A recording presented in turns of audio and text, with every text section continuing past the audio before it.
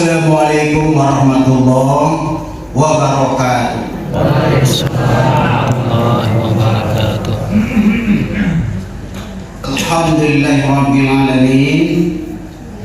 Assalatu wassalamu ala asyrafil anbiya'i wal mursalin wa ala alihi wa ashabihi ajma'in. Asyhadu an la ilaha illallah wahdahu la syarika lah wa asyhadu anna Muhammadan abduhu wa rasuluh la nabiyya ba'dah. Amma ba'du fa ya ibadallah, usikum wa iyaya bittaqullah faqad fazal muttaqun. Qala ta'ala fil Qur'anil Karim, a'udzu billahi minasy syaithanir rajim. Bismillahirrahmanirrahim.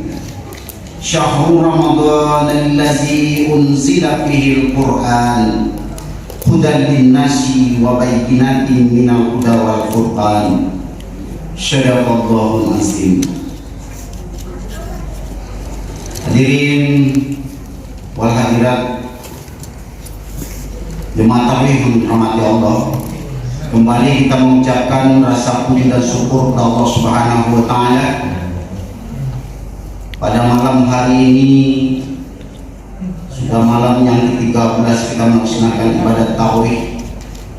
Berarti sudah 12 hari kita melaksanakan ibadah puasa. Alhamdulillah, Allah Subhanahu wa taala masih memberikan kesempatan dan kesehatan kepada kita bersama. Mudah-mudahan di tahun 1444 Hijriah ini kita dapat menyelesaikan ibadah Ramadan sebulan penuh, sehingga nanti di akhir Ramadan itu predikat la'allakum tattaqun itu melekat kepada diri kita. Amin.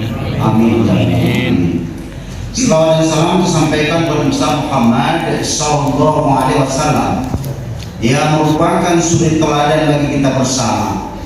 Beliau meninggalkan dua pusaka, yaitu Al-Quran dan Sunnahnya. Barang siapa yang berpegang teguh pada pusaka yang beliau tinggalkan ini, niscaya akan selamat hidupnya dunia wal akhirat. Yang sama-sama kita hormati Bapak Pengurus Mushola beserta stafnya, kemudian bapak-bapak, ibu-ibu, hadirin wal hadirat yang hadir pada malam hari ini. Pengajian kita malam hari ini kita dasarkan pada Al-Quran surat Al-Baqarah ayat 185, sebagaimana bunyi yang telah kita baca tadi, yang artinya bulan Ramadan adalah bulan yang diturunkan di dalamnya Al-Quran sebagai petunjuk bagi manusia dan penjelasan mengenai petunjuk itu serta pembeda antara yang hak dengan yang batil. Jemaah tarawih yang dirahmati Allah, tanpa kita sadari hampir saja kita menyelesaikan separuh Ramadan ini. Memang perputaran waktu demi waktu itu tanpa terasa bagi kita, mungkin karena kesibukan dan lain sebagainya. Nah, berdasarkan ayat ini kita beri judul ceramah kita, mengapa umat muslim ramai baca Al-Quran di bulan Ramadan. Mungkin termasuk kita yang ada di dalam mukhalah ini. Insyaallah mudah kita termasuk. Bapak dan Ibu jemaah tarawih yang dirahmati Allah, semenjak 1200 tahun yang silam, tepatnya tahun 150 Hijriah, lahir seorang imam besar bernama Imam Syafi'i. Beliau lahir di Palestina, di Gaza, dan bertepatan kelahiran beliau meninggalnya Imam Abu Hanifah hari Jumat. Sudah yatim semenjak baru lahir. Tetapi beliau ini sangat pintar sekali. Di umur 4 tahun sudah mulai baca Al-Quran. Di umur 7 tahun sudah hafiz 30 juz. Awak kini dengan 70 tahun, 80 tahun satu saya lunak termasuk ambo pak perempuan satu saya lunak. Padahal mulai 55 tahun ikut 7 tahun baru dah habis 30 juz. Nah pada saat itulah Imam Sepi ini belum kenal dengan kalkulator saat ini, belum kenal dengan alat hitung yang secanggih saat ini. Beliau sudah mulai menghitung per huruf yang ada dalam Al-Quran. Awak jangan cubo-cubo deh, tidak usah cubo, ajaklah tadi moyang dulu salah.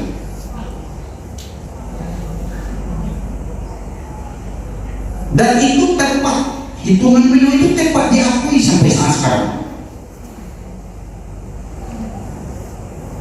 Apa yang beliau temukan, beliau rinci itu mulai dari huruf yang terbanyak sampai huruf yang terkecil.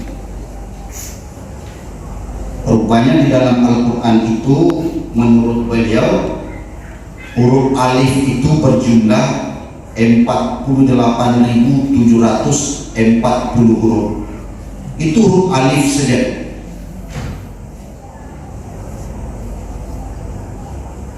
Kemudian huruf lam 33.922 huruf. Itu yang poin nomor 2 yang terbanyak di dalam Al-Quran. Poin yang ketiga huruf mim 28.922 huruf. Yang keempat huruf H 26.625 huruf, sampai kepada yang terkecil, yang paling sedikit itu huruf Z. Huruf Z itu dalam Al-Quran itu hanya berjumlah 842 huruf. Sehingga beliau jumlahkan semuanya dalam satu buku Al-Quran itu berjumlah 1.027.000 huruf. Jadi kalau misalnya kita bisa khatam Al-Quran satu kali saja di Ramadan, berarti kita sudah membaca 1.027.000 huruf Al-Quran. Kalau orang zaman-zaman dahulu, sahabat Nabi itu kadang-kadang dalam sekali 3 hari sudah bisa khatam. Malah ada yang 1 kali sehari. Kalau kita misalnya mau tamat Al-Quran atau khatam Al-Quran di Ramadan, kita harus baca sehari 1 juz, bisa tamat 1 kali. Nah, patut kita ketahui bahwasanya 1 huruf saja baca Al-Quran, Allah akan memberikan 10 kebaikan. 1 kali khatam kalilah 10, 1.027.000 kali 10, itu 1 baru kebaikan. Di bulan Ramadan kita kali 70 kali. Jadi 1.027.000 kali 10 kali 70. Kalikan apa kita, berapa banyak nilai kebaikan yang diberikan Allah Subhanahu wa Ta'ala kalau seandainya kita bisa tamat baca Al-Quran di Ramadan pada tahun ini. Nas jemaah yang dirahmati Allah, itu baru nilai kebaikan, belum lagi syafaatnya. Syafaat Al-Quran kita baca di dalam kubur. Jadi pertolongan Al-Quran tidak di alam kubur. Dari Sa'ad bin Sulaiman radhiyallahu Rasulullah sallallahu alaihi wasallam bersabda, tiada penolong yang lebih utama derajatnya di sisi Allah Subhanahu wa taala pada hari kiamat daripada Al-Quran. Jadi tidak ada lagi katanya yang sebaik penolong adalah Al-Quran, bukan Nabi dan bukan malaikat, bukan pula yang lain-lain. Bazan meriwayatkan dalam satu kitabnya bahwa jika seseorang meninggal dunia ketika orang-orang sibuk dengan kain kafan dan persiapan penguburan di rumahnya yang sangat bertumbuh tampan, gagah, berdiri kepala mayat, ketika kain kafan mulai dipakai, kain kafan itu dan dia berada di posisi dadanya si mayat tadi. Nah, setelah dikuburkan dan orang mulai meninggalkan kuburan tadi, datanglah dua malaikat Munkar dan Nakir yang ingin menanya si mayat tadi. Nah, pemuda yang tampan tadi selalu mendekat, berusaha mendekat jenazah dan malaikat yang tukang tanya tadi. Akhirnya malaikat berusaha memisahkan, tapi dia tidak mau. Ini sahabat karib saya. Sampai dia berkata, ia adalah sahabat karibku. Dalam keadaan bagaimanapun aku tidak akan meninggalkannya. Jika ditugaskan untuk bertanya kepadanya, lakukanlah pekerjaan kalian. Aku tidak akan berpisah dari orang ini sehingga ia dimasukkan ke dalam surga. Begitu pertolongan Al-Quran yang kita baca di saat kita berada di alam kubur, di saat malaikat bertanya kepada kita. Pertanyaan malaikat itu walaupun kini pertanyaan itulah bocor soalnya, jawab kini sedang itu murah jawabnya. Kalau nanti di alam kubur tidak ada amal ibadah yang kita bawa, tidak akan bisa jawabnya. Nah, jemaah yang dirahmati Allah,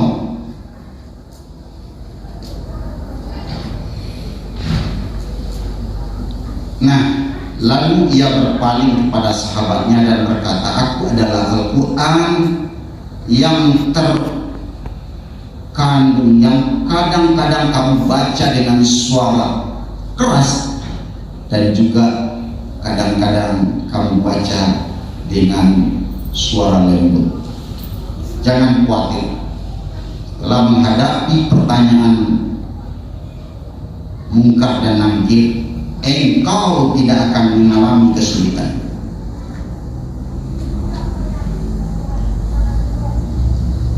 Nah, setelah para malaikat itu selesai memberikan pertanyaan, ia menghamparkan tempat tidur dan permadani sutra yang penuh dengan kasturi. Hamparnya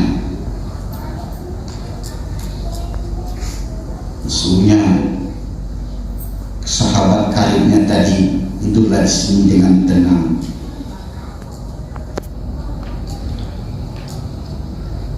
Tentu Allahu Akbar selalu saja ada getaran yang harus selepas membaca hadis ini. Mudah-mudahan itu kita harapkan ada getaran dalam diri kita, ingin sekali untuk membaca Al-Quran ini, sehingga nanti apa-apa yang dijanjikan, apa-apa yang dikisahkan ini memang mendapatkan atau terdapat dalam diri kita. Getaran itu yang terjadi apa? Getaran harap, karena tentu saja mengharapkan Al-Quran yang kita baca dapat menjadi pembela kita di hari yang tidak ada lagi pembelaan saat itu.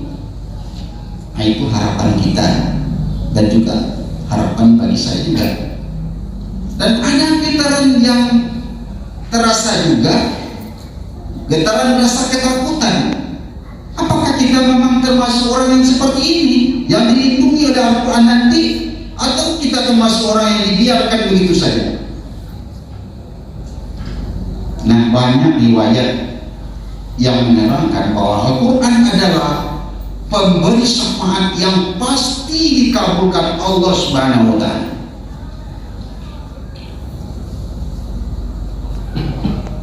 Maka dari itu, hadirin jemaah yang Ramadan masih panjang, belum sampai separuh. Mari kita pergunakan dengan sebaik-baiknya membaca Al-Quran. Kita tiada hari tanpa baca Al-Quran. Nah, kalau kita melaksanakan hal seperti demikian, tentu kita akan mendapatkan syafaat nantinya di hari yaumil akhir atau di alam kubur kita. Tetapi kalau tidak mau kita bacanya, bagi Allah tidak ada persoalan itu, tidak ada. Kalau tidak ada kita yang mau memeliharanya, bagi Allah tidak ada apa-apa. Karena Allah telah katakan di dalam Al-Quran, A'udzu billahi minasyaitonir rajim, Inna nahnu nazzalna dzikra wa inna lahu lahafizun. Sesungguhnya kamilah yang menurunkan Al-Quran dan pasti kami pula yang memelihara. Kalau tidak mau, Allah akan tetap memelihara Al-Quran. Jadi alhamdulillah Bapak dan Ibu, kalau kita lihat perkembangan hafiz dan hafizah yang ada di negeri kita, mudah-mudahan itu akan tetap menjaga bagaimana Al-Quran tetap berkumandang di mana-mana. Apalagi dengan program-program yang dilaksanakan saat ini, setiap sekolah sudah ada rumah-rumah tahfiz yang begitu banyak, sehingga Al-Quran tetap terjaga dan Al-Quran tetap lestari. Maka apakah itu bangsa, negara, keluarga, memang keluarga yang Qurani. Moga-moga kita yang ada di dalam muka langit ini termasuk orang-orang yang Qurani. Banyak maaf. Billahi taufiq wal hidayah. Wassalamualaikum warahmatullahi wabarakatuh.